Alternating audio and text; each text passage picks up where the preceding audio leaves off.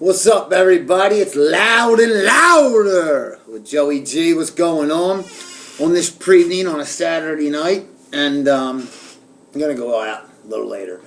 But sitting back today, and title of the show today is Wrestling's Greatest Moments. And I got some good ones for you, some real hot ones, and some new stuff, too, out there about, what's happening in WWE and all of wrestling, and, some just current news from around, Philadelphia and the world.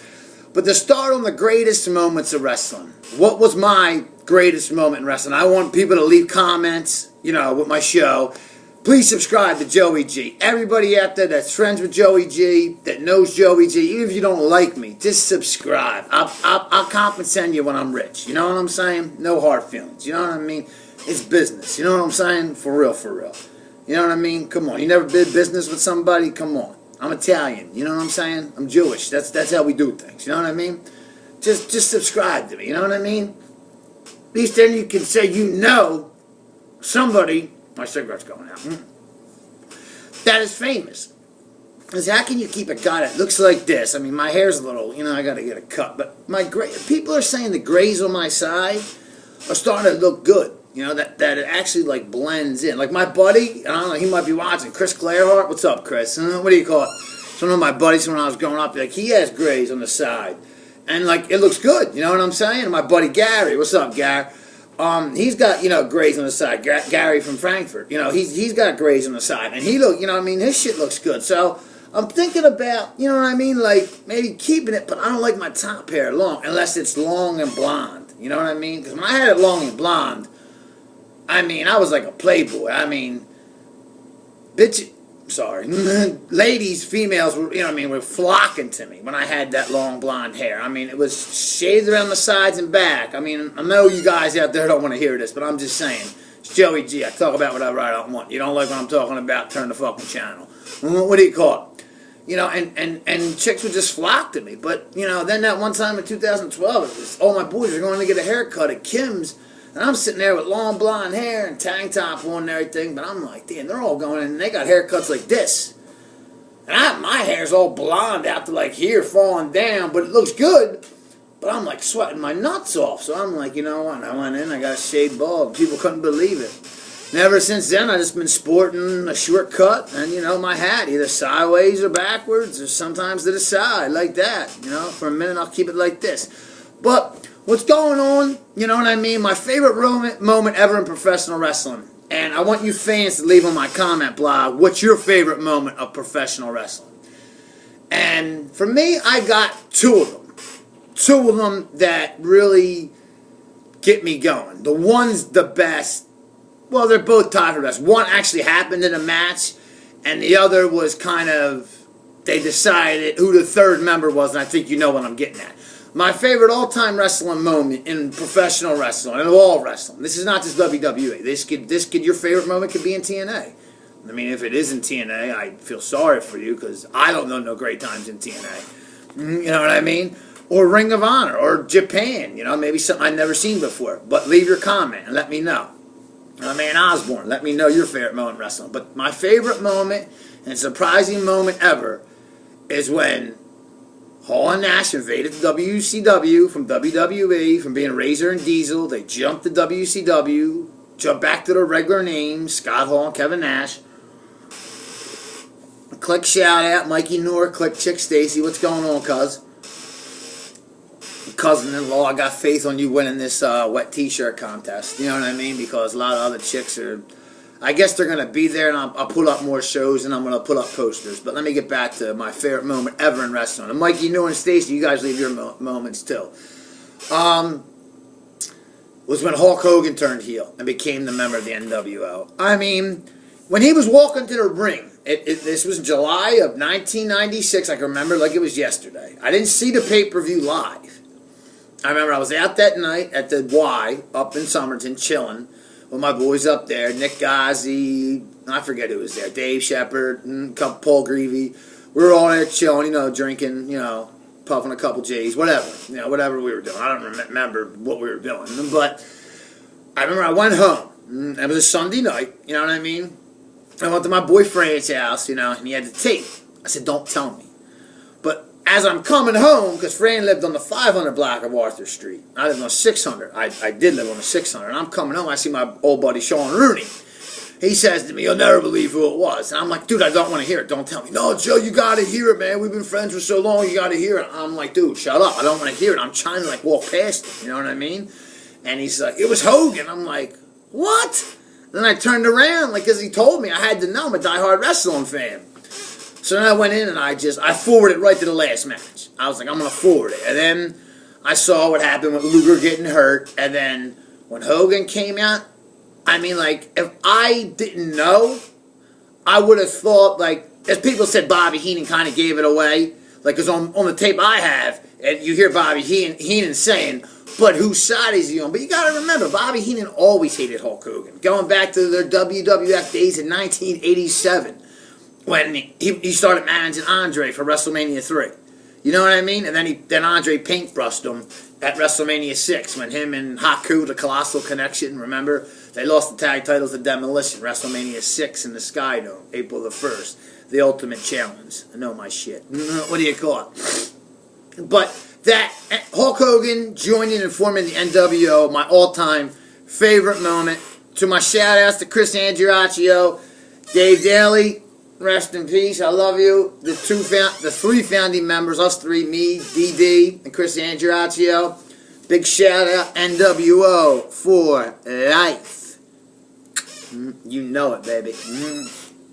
But, and another moment that was special to me, and it was this year, and it was special because it ended the streak. When Brock Lesnar ended the streak, that was, the Superdome went silent. Like they said, you could drop a pin in the Superdome. Like, I know a friend that was there. He said you could drop, not a friend, some guy I met on the bus. What do you call it? You could drop a pin and hear it throughout the Superdome where the Saints play. You could, really. And that's my other favorite moment. When Brock Lesnar hit that 3 count, I remember being at Buddha Gunn's house. What's up, Buddha? We'll call you in a little while. What do you call it? When I was at Buddha's house, when we were watching that, it was me, Buddha, H. Diesel, and D-Mac. And that happened. We were like, I mean, we have it on tape. It's not on my channel, that one. That's on Buddha's channel. That's on my brother's phone. That's on my brother's channel, my brother D-Mac's channel.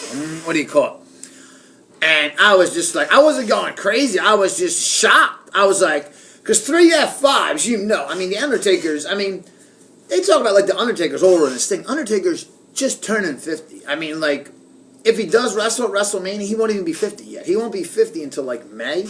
He's 49. He's just banged up. Think about all the Hell in a Cell matches. He wrestled Triple H a lot of times. Triple H is a tough dude. Say what you say about Hunter. Hunter's a bad dude. He might have had the same matches, but he is the cerebral assassin. He's the game. He is that damn good, and he is with the click. And he is too sweet. And he is for life. So I'm down with Triple H. As much as I sometimes disagree with him, I believe that he will bring the WWE to greater heights. But yeah, they're my 2 favorite moments. I guess the Brock Lesnar ending the streak was in the now. So I guess that's why that's up there. But my all-time favorite moment is when Hulk Hogan formed the NWO. Because the NWO went on and changed wrestling. What if the NWO never got formed? What if Scott Hall and Kevin Nash would have became in WCW? If you remember correctly, Sting was supposed to be the one. And if Sting was the one, that would have been Hollywood Sting, I guess. I don't know what the hell they would have called him. I just can't see Sting doing the things Hogan did. Like me and Buddha had this conversation on the phone the other night. And Buddha, I know you'll be watching. You'll agree. Sting wouldn't have been able to do the things Hogan was doing. Like the laugh. Like Hogan said in the NWO Back in Black, when they came back to WWE in 2002, I got the DVD. Hogan said, when I became Hollywood Hogan, I took everything I learned up at WWE. Everything Vince had the heels do. And back then, you remember the Heenan family, the Jimmy Hart and his crew, every managers, Johnny Valiant, they all, you know what I mean? Managers just had Slick. Remember Slick? Jive soul bro, and you always lie to your friends. That was my man, the Slick stuff. But every manager had, you know, a stable. You know what I mean? And he just learned heels. Like the Macho Man, how he tortured Jim Duggan that time, and then Zeus was with him. And Hogan just learned what all the bad guys did with Jake the Snake, putting the Cobra on the Macho Man, which was another great time, a great moment in wrestling. With the Cobra, biting Macho Man. Shawn Michaels winning the Royal Rumble at number 1 in 1995. That's up there with the NWO forming and the Brock Lesnar beating. I was going to say that instead of the Brock Lesnar one, but the Brock Lesnar ending the streak was in the now, so that's tied with the end with Hogan. Hogan turning heel was probably the most greatest moment in wrestling, I think. And when Cena does it, that'll be the greatest moment. And we're still waiting for you, John, because when The Rock came back that time in 2003, it wasn't like he turned on all of us. He was just, I like him better as Hollywood. I like him better as the Hollywood Rock. He's more funnier. I mean, the crowd cheers him. He tells them not to cheer him. I mean, he's just great. I mean, he had that leather vest on. He looked cool as shit. I mean, The Rock's always cool. Face or heel. The Rock will just make you cheer for him. The Rock takes you in his hand, just like I can. He puts you in his hand and he controls you. That's what I can do. I can make you love me. I can make you hate me. Even when I'm a heel, I can make you cheer me. And even if I'm a good guy, like Bo Dallas, like John Cena, Bo Dallas is a heel, but like John Cena, I can make you boo me. You know what I'm saying?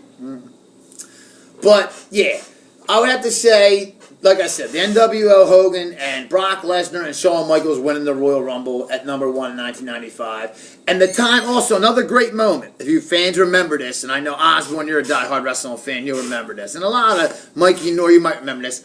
When Jake the Snake was training the Ultimate Warrior back in 91, yeah, right before SummerSlam 1991, a match made in hell, a match made in heaven. Jake the Snake was training the Ultimate Warrior for The Undertaker. And then, all of a sudden, he put him in a room full of snakes, and he woke up, and a snake bit the Ultimate Warrior, and he reached for Jake the Snake's hand. And Warrior was laying on the ground, and he looked up, and he saw 4 dark feet. And it was Paul Bearer and The Undertaker. Paul Bearer was like, ooh, ooh, and The Undertaker was like, urgh. And Jake the Snake was like, I'm a snake. Don't ever trust the snake. And I fell in love with that. Like, from then on, I was just like, I love snakes. I love the backstabbers. I would never do that to a true friend, but some people, you know what I mean, that I would set up. I'm a great actor. I can do stuff like that. You know what I mean? It's just a God-gifted talent. And yeah, I am. I'm going to toot my own horn. Like I told my psychiatrist, counselor, whatever you want to call it, yesterday. Yes, I will toot my own horn because I am that damn good. Yes, I am. You know what I mean? I'm in a good mood tonight. Saturday night, you know what I mean? And New Year's Eve, like I said, going out. Mikey Nor, what's up? Let's do something. Cousin Mike, let me know. Also, going on in wrestling last night, I mean, they're still building Ryback up. Like I said, I heard CM Punk did say on his podcast that Ryback was a piece of shit. He either said piece of shit or an asshole. One of them two. And said he's a dangerous wrestler. Well, CM Punk, you know I love you. You're one of the best. I don't love you because I don't know you like that. But I do like you. I like your pipe bombs. I like what you have to say. You're like me. You're the voice of the voiceless. You say what you want to say when you got to say it, just like Joey G does. But Brock Lesnar's a dangerous wrestler. Remember when he bloodied up John Cena's face? That wasn't fake. He busted John Cena's lip open. So if you can't take the heat, get out the kitchen. And CM Punk, you did get out the kitchen. Until you come back, I'll always, have respect for you, and you'll always be the best in the world to me. But till you come back, shut your mouth. For real. Shut your mouth. And don't say nothing about the WWE superstars or any superstars. Don't say you're too good for TNA. You walked out in WWE. How are you too good for TNA? I mean, TNA sucks, but I mean, how are you too good for TNA, Phil? For real. I mean, and I'm one of your biggest fans. You know what I mean? But how you too good for TNA? And my cousin Mike, how did the WWE treat CM Punk like trash? Okay, he was supposed to be in 12 rounds too, and Randy Orton took that spot. That was a dick move by Hunter, okay? But it was all a mix-up with the European tour. It was a big mix-up. The WWE gave CM Punk everything he wanted. And the main thing was, it wasn't for change, Mike. And that's to all the fans out there. It was to make CM Punk a star, just like John Cena said. You didn't want change. You wanted to make yourself a star. And hey, I would have did it too. You know what I'm saying? And he even nodded his head. He said, you're right. Yeah, that's what I did. I made everybody start liking me, and I became the Great White Knight. This is Joey G. I'll be doing excerpts tonight on anything. Wet T-shirt contest, January the 14th. I'm Matt. It's Joey G. Peace.